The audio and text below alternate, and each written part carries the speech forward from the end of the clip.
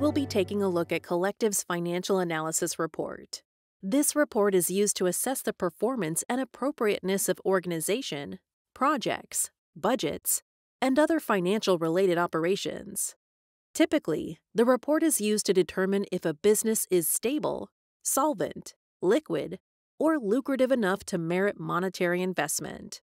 In this report, we have 3 pages, based on financial overview, profit and loss, and balance sheet. On the top, we have a slicer based on organization, cost, period, and year.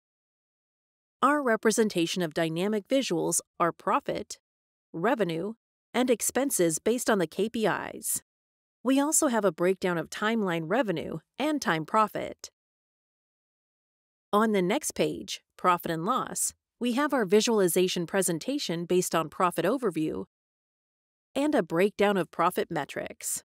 On profit overview, there is more, in which showcases visuals based on revenue, cost of sales, gross profit, operation profit, expenses, and net profit.